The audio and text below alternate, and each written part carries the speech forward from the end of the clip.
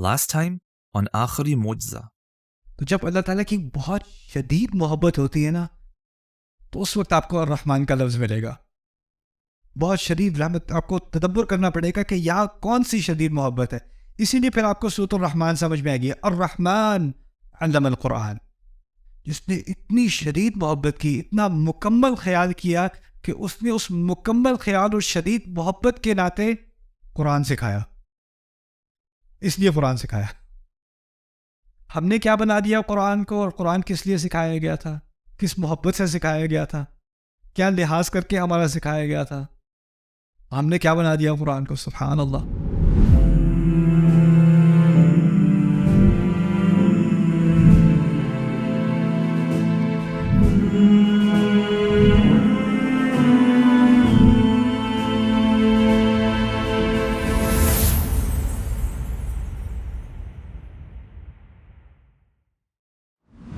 تو یہ ہو گیا تھوڑی سی بات الرحمن الرحیم کے بارے میں. اچھا, لیکن ایک کنفیوژن بھی آ گئی, وہ بھی سمجھ لیں.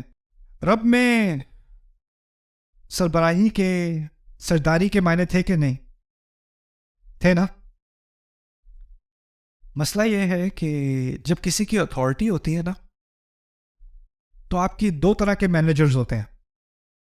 ایک مینیجر ہوتا ہے کہ ایک ایک چیز چیک کر رہا ہوتا ہے, اس کو مائکرو مینجمنٹ کہتے ہیں. کیا کر رہے ہو, کتنا ٹائم لگے گا, اچھا دکھاؤ کیا کیا, ہر منٹ چیک کر رہا ہے. ایک مینیجر ہوتا ہے, کہتا ہے اس ہفتے یہ کام مکمل کر لینا, میں جمعے کو چیک کر لوں گا, کھلی چھٹی. پورا اعتماد ہے کہ تم کر لو گے, مجھے بار بار تمہیں چیک کرنے کی ضرورت نہیں ہے. تم کہو میں گھر سے کام کر لوں, کام کر لو, جہاں سے بھی کرو, درخت سے لٹک کے کر لو, مجھے اس سے کوئی مطلب نہیں ہے. تم کام کر لو, جمعے کو مجھے دکھا دینا. ایسے بھی باس ہوتے ہیں کہ نہیں. ایک ہوتے ہیں جو ہر چیز کو مینج کر رہا ہے, اور دوسرا کھلی آزادی دے کے بس مجھے ریزلٹس دکھا دینا, یہ تمہاری ڈیڈ لائن ہے. اگر اللہ تعالیٰ ہمارے اوپر اقتدار رکھتے ہیں, رب ہیں, تو ان کا حق ہے وہ کسی بھی لمحے پوچھ لیں. لیکن دنیا کی زندگی کیسی بنائی ہے, کس قسم کی مینجمنٹ ہے اللہ تعالیٰ کی.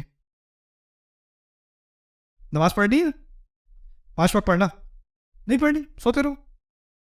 ویسے پڑھنی چاہیے, میں اٹھاؤں گا نہیں.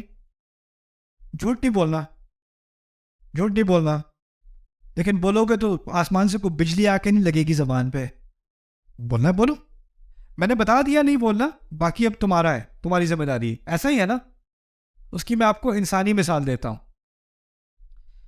ہمارے یہاں تو الحمدللہ دنیا میں اب غلامی نہیں رہی اس طرح کی, لیکن مثال کے طور پہ کہہ رہا ہوں. آپ فرض کریں کہ آپ میرے پاس آئے, کہتے ہیں آج کے بعد آپ میرے غلام ہیں. میں کہتا ہوں چلو ٹھیک ہے, غلامی قبول کر لیجیے آپ کی.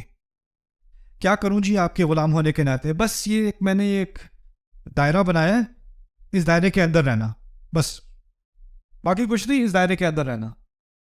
کہا جی یہ تو بڑا آسان کام ہے. اب میں دائرے کے اندر زندگی گزار رہا ہوں اور آپ مجھے دور سے دیکھ رہے ہو. ایک دن میں ذرا پھسل کے گر گیا دائرے کے اس طرف. جب میں دائرے کے اس طرف گرا, میری نظر فوراً کہاں گئی, مالک کی طرف. اوہ سوری سوری سوری, غلطی سے کونے پہ پھسل گیا تھا, اب نہیں ہوگا. میں کچھ بھی نہیں کہا, ایسے ہی بس ایک لفظ نہیں کہا میں نے. میرے ذہن میں آیا ماشاء اللہ باس تو ویسے کافی ہلکا ہاتھ رکھا ہوا انہوں نے, اتنی کو سزا بھی نہیں ملی. تو 2-3 دن بعد مجھے تھوڑا خیال آیا کہ میں ذرا ایک اور دفعہ غلطی سے گر کے دیکھوں کیا ہوتا ہے. تو میں گرا, فوراً میں نے دیکھا جو میرے مالک ہیں وہ بیٹھے ہوئے چیئر پہ, اٹھے بھی نہیں چیئر سے. اور پھر میں کہوں سوری سوری, وہ کہتے اچھا جی یہ تو اتنا کوئی سیریس نہیں ہے جتنا میں پہلے سمجھ رہا تھا. میں پہلے بہت ڈرا ہوا تھا, کیونکہ مجھے لگا کہ اگر میں اس قانون کو توڑوں گا تو کوئی نہ کوئی کانسیکوینس ہوگا نا, کوئی ساتھ میں اس کے بارے میں مواخذہ ہوگا, کوئی سوال جواب. لیکن کچھ نہیں ہوا. تو اب میں کیا کرتا ہوں, ایک پاؤں ادھر, ایک پاؤں ادھر, ایک پاؤں ادھر, ایک پاؤں ادھر. اور پھر میں باس کو بھی, وہ بھی مجھے ایسے. اور پھر کچھ عرصے بعد میں دونوں پیر اس طرف اور گھوم پھر رہا ہوں, اور باس سے بھی, باس کہہ رہا لنچ تیار ہے. یعنی تعلقات میں کوئی وہ ابھی بھی پرووائڈ کر رہا ہے, ابھی بھی خیال رکھے ہوئے ہے, اور میں لائن کے باہر ہوں لیکن کچھ نہیں کہا. اچھا میں 5-6 سال اس طرح گزار دیے اسی طرح سے. اس دوران میرے ساتھ وہ کچھ زیادہ رعایت نہیں کر رہا. اب وہ جو زیادہ رعایت کرتا ہے نا کوئی باس, تو اس سے امپلائیز کا کیا ہوتا ہے پتہ ہے؟ اوئے ہوئے ہوئے. میری ایک بہت پرانے زمانے میں میری ایک جاب تھی. میں پری اسکول ٹیچر تھا, kindergarten and pre school. اور پھر مجھے وہاں سے جب میں فارغ ہوا تو مجھے ایک جاب ملی. میں 3ری جماعت کو میتھ پڑھاتا تھا, میتھمیٹکس. تو جس اسکول میں پڑھاتا تھا ساری ٹیچرز جو تھیں وہ سینئر تھیں, اور بہت ہی یعنی بچے دیکھ کے ان کو, میں تو یہ نہیں کہوں گا کہ دادی یاد آ جائیں, دادی تو نائس ہوتی ہیں دادی نانی, ان کو دیکھ کے قیامت یاد آ جاتی تھی. میں گیا کلاس میں نے کہا میں نے ان بچوں سے دوستی کرنی ہے, ان بچوں کو میں نے ڈرانا نہیں ہے. میں گیا, میں لطیفے سنا رہا ہوں, میں ٹیبل پہ کھڑا ہو کے ٹرکس کر رہا ہوں, یہاں پہ پینسل گھسا کے یہاں سے نکال رہا ہوں, کچھ کر, وہ تالیاں بجا رہے ہیں, سرکس بنا ہوا ہے کلاس کے اندر. میں نے کہا یہ بچے مجھ سے اتنی محبت کریں گے, 1-2 دن بعد جب میں کہوں گا میتھ شروع کرو دل کھول کے پڑھیں گے. تو میں سمجھا یہ بڑی اچھی اسٹریٹجی ہوگی, میں اتنی محبت سے ان سے ڈیل کر رہا ہوں, کھلی آزادی دی ہوئی ہے. تیسرے دن میں نے کہا چلو بھائی بچوں اوپن اپ پیج 5. کیا ہوا پتہ ہے؟ ایک مجھے کہتا ہے نو, دوسرا ایک دوسرے سے کہتا ہے ڈو دا پینسل, وہ پینسل والی چیز کرے دوبارہ. میں نے کہا نہیں اوپن پیج 5. اور مجھے ابھی تک یاد ہے ایک بچہ وہ دیوار پیچھے کلاس کی دیوار پہ گیا, وہاں پہ وہ یہاں کھڑا اپنا نام لکھ رہا ہے دیوار پہ, اور وہ لکھ رہا ہے اور مجھے دیکھ رہا ہے. اور اس کا دوست اس سے کہہ رہا ہے یار ٹیچر تجھے دیکھ رہا ہے, تو کہتا ہے ہاں لیکن یہ اچھے ہیں. میں سمجھانا یہ چاہ رہا ہوں کہ اگر آپ کے ساتھ رحمت کی جا رہی ہے, آپ کا بہت خیال, بہت شدت سے محبت کی جا رہی ہے آپ کے ساتھ, اور اس محبت پورا مکمل خیال کیا جا رہا ہے, آپ نافرمانی کریں یا فرما برداری کریں آپ کا پھر بھی خیال کیا جا رہا ہے, تو اس میں امکان کس چیز کا ہوتا ہے کہ آپ کو غلط فہمی ہو جاتی ہے کہ یہ تو نائس ہی نائس ہے, یہ تو ہے ہی اچھے نرم دل کے ہیں. اللہ تعالیٰ نے سوال پوچھا ہے قرآن میں, یا ایھا الانسان ما غرک بربک الکریم, انسان تجھے اپنا رب جو تجھ سے اتنا تجھ پر کرم کرتا ہے, کس چیز نے تجھے دھوکہ دے دیا؟ کیا اس کے کرم نے تو تجھے دھوکہ نہیں دے دیا؟ دھوکے میں تو نہیں پڑ گیا تو جب کہا نا الرحمن الرحیم تو یہ خطرناک بات کہہ دی. رب تو وہ ہے, رب میں تو اتھارٹی آ گئی نا, اقتدار آ گیا, اور اس کے بعد فوراً تسلی دے دی کن الفاظ سے؟ الرحمن الرحیم. اب کوئی اللہ تعالیٰ کی حدود سے باہر جا کے اس نے ایک لکر سٹور کھول لیا, اس نے کوئی اور حرام بزنس شروع کر دیا اور حرکتیں شروع کر دی, اور اس کو تم کو یہ اللہ کی حدود سے باہر ہے یار, واپس آ جاؤ حدود کے اندر. یار تجھے نہیں پتا, ایک لیکچر میں نے سنا تھا الرحمن الرحیم, پتہ ہے کتنی چیزیں, 3 چیزیں ہوتی ہیں الرحمن کے اندر اور 2 ہوتی ہیں الرحیم کے اندر. چھٹی ہے نا الرحمن الرحیم میں, تو پھر بگاڑ کا سارا سامان ان 2 الفاظ میں, جتنی رحمت ہے اتنا ہی بگاڑ کا سامان بھی ہے. لیکن فاتحہ میں جو بنیادی رشتہ ہے نا میرا اللہ تعالیٰ کے ساتھ, اس کو صحیح یعنی میزان پر قائم کیا گیا ہے. تو فوراً الرحمن الرحیم کے بعد کیا بات کی؟ مالک یوم الدین. فوراً سیدھا ہو گیا بندہ. میں نے کہا تھا نا میں اپنے مالک سے فینس کے باہر میں 5 سال اسی طرح چھٹی گزاری. 5 سال بعد مالک مجھے بلاتا ہے, کہتا ہے یہ جو تم باہر کھڑے ہوئے ہو نا, ہاں مجھے پتا ہے, وہ ایک دفعہ میں آپ نے کہا تھا, لیکن یاد ہے مجھے وہ بھی کیا دن تھے. کہتے میں نے ویسے اس دن سے ریکارڈ رکھا ہوا ہے کہ تم کتنی دفعہ باہر گئے تھے, یہ ریکارڈ ہے تمہارا, اور آج تمہیں اس سب کی اکٹھی سزا ملے گی. اب بات سمجھ میں آ رہی ہے مالک یوم الدین کیا ہوتا ہے؟ انسان سمجھتا ہے کہ اس کی کھلی چھٹی ہے, لیکن بعد میں آگے جا کے فوراً پکڑ ہو رہی ہے نا. اب یہ ایک عجیب صورت ہے اللہ تعالیٰ کی. اس کے بارے میں جتنا کہوں کم ہے. آج سیشن ختم ہونے سے پہلے 2 باتیں میں آپ کے سامنے رکھوں گا, مالک یوم الدین کے بارے میں اور ابھی جو کچھ پڑھا ہے اس کے بارے میں.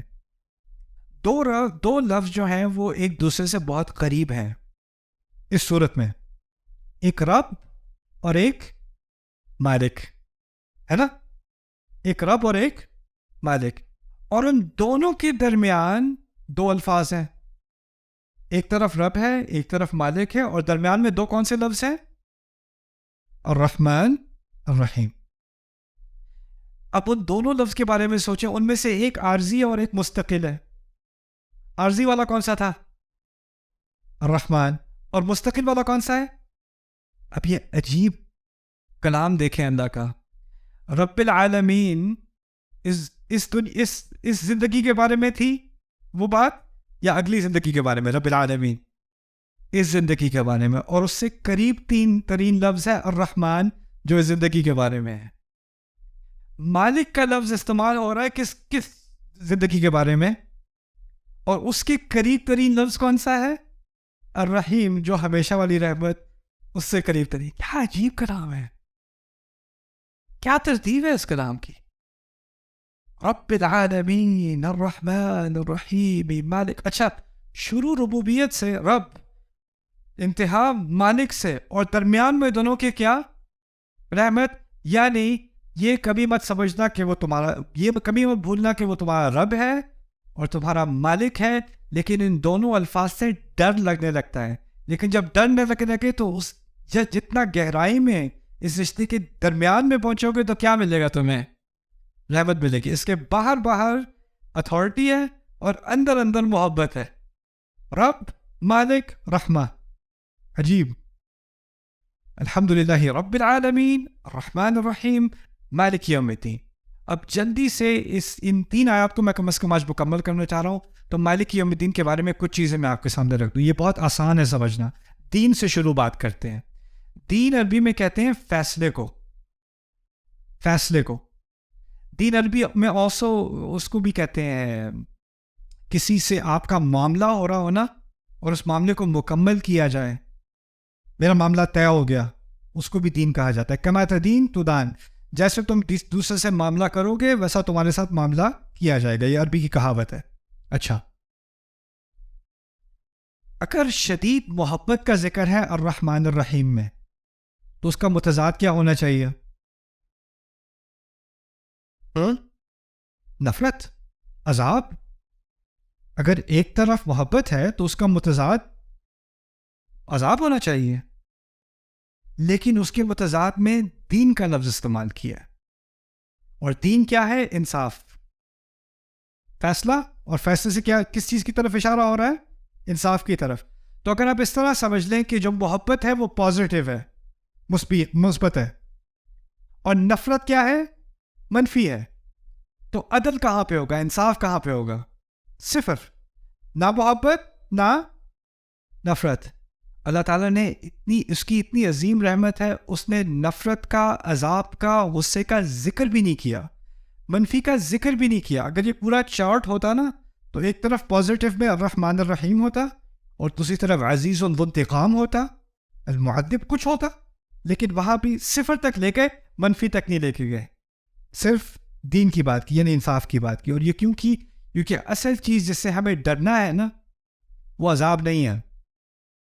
فاتحہ کے مطابق اصل چیز جس سے ڈرایا جا رہا ہے وہ انصاف ہے. انہ من سئل یوم القیامۃ فقد ہلک. ایک روایت میں آتا ہے جس سے اس دن ایک سوال بھی پوچھ لیا گیا وہ تو برباد ہو گیا. اللہ تعالیٰ کی رحمت اس دن پتہ ہے کیا ہے؟ کچھ لوگ ہوں گے جن کی کتاب ان کے سیدھے ہاتھ میں ہوگی. اللہ تعالیٰ نے فرمایا ہے, اللہ تعالیٰ ہم سب کو اس میں شامل کرے. اچھا, جس کی کتاب اس کی سیدھے ہاتھ میں ہے نا, اس کے بارے میں کیا کہا ہے کہ وہ سیکیورٹی گیٹ پہ پہنچتا ہے اور وہاں اللہ تعالیٰ نے کہا ہے فَسَوْفَ يُحَاسَبُ حِسَابًا يَسِيرًا, اس کے ساتھ آسان حساب کیا جائے گا.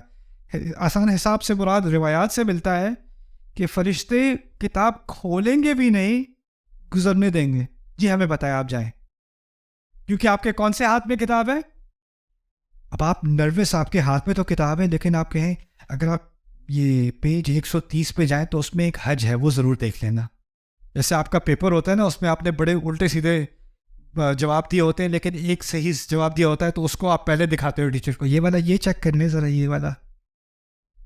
اچھا یہ اگر پیج 503 پہ جائے تو وہاں ایک شاید ایک لیلۃ القدر تھی میرا خیال ہے اس میں ایک، تو آپ، لیکن وہ فرشتے کیا کہہ رہے ہیں، آپ چاہو آپ خیر ہے نکلو کوئی بات نہیں. عجیب ہے صاحب.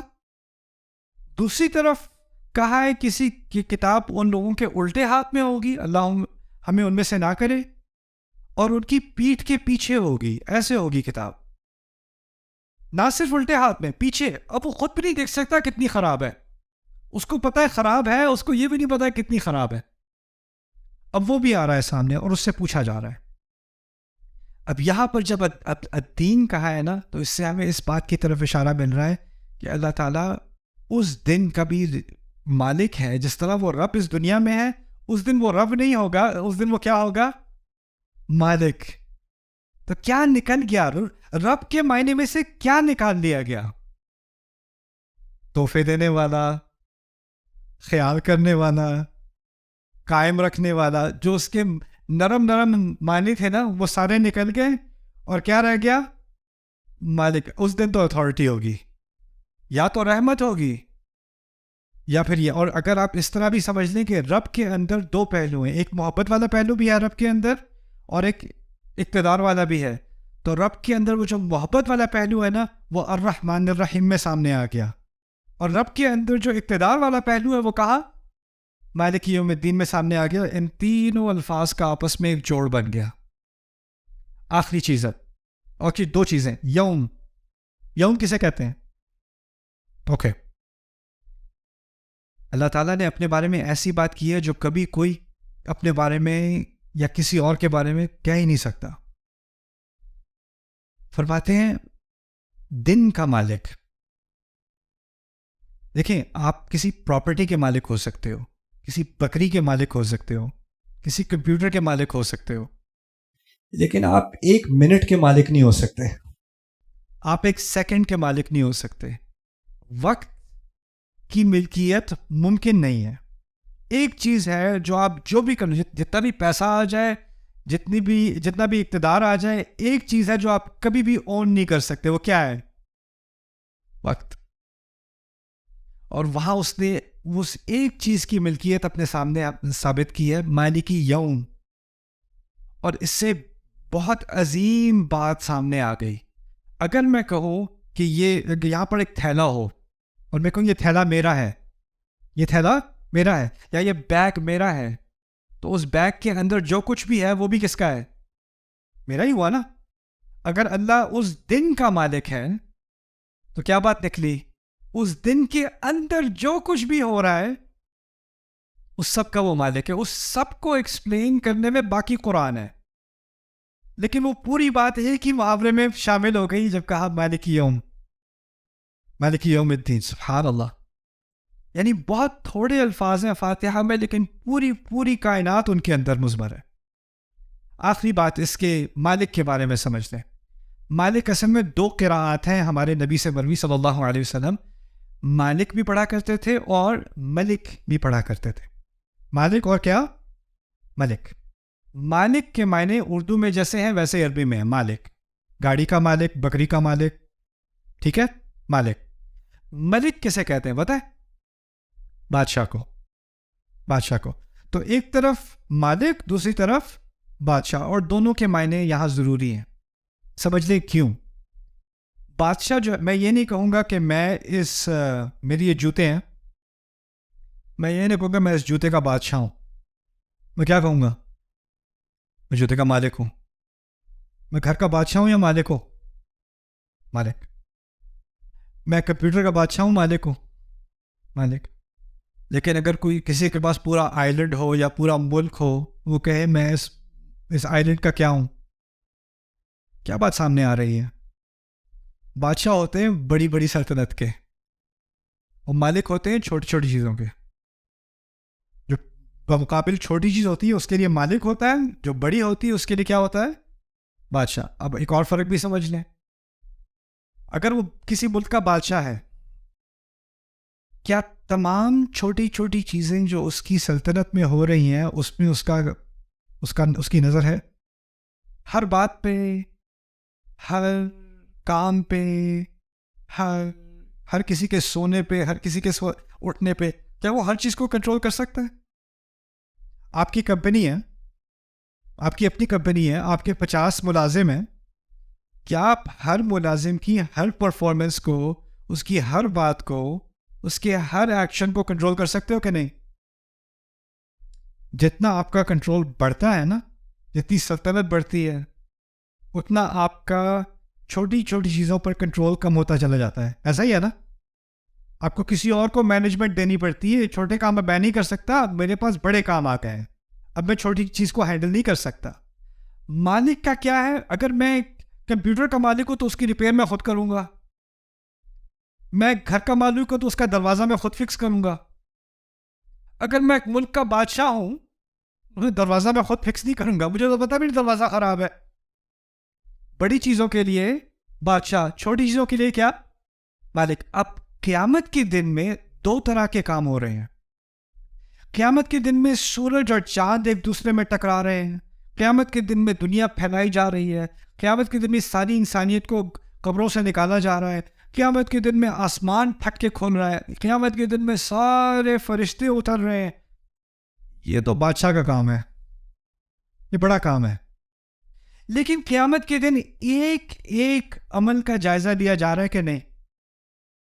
لا یغادر صغیرۃ ولا کبیرۃ. یہ بادشاہ کا کام نہیں ہے. یہ کس کا کام ہے؟ مالک کا کام ہے. رسول صلی اللہ علیہ وسلم نے یہ آیت 2 طرح پڑھی، کیونکہ اس دن کچھ چیزیں مالک سے متعلق ہیں اور کچھ چیزیں ملک سے متعلق ہیں. سمجھ میں آئی بات؟ اور دونوں کو شامل کر دیا مالک یوم الدین میں. آپ کے جانے سے پہلے ہم نے 3 آیات کا مطالعہ کیا ہے اس وقت تھوڑا سا. الحمدللہ رب العالمین، الرحمن الرحیم اور مالک یوم الدین. میرے نزدیک قرآن میں اللہ تعالیٰ کا سب سے جامع تعارف، اگر کوئی غیر مسلم ہو وہ پوچھے تم کس خدا کی عبادت کرتے ہو، تمہارا اسلام کا خدا کون ہے، اس کی سب سے جامع تعریف بس یہی 3 آیات ہیں.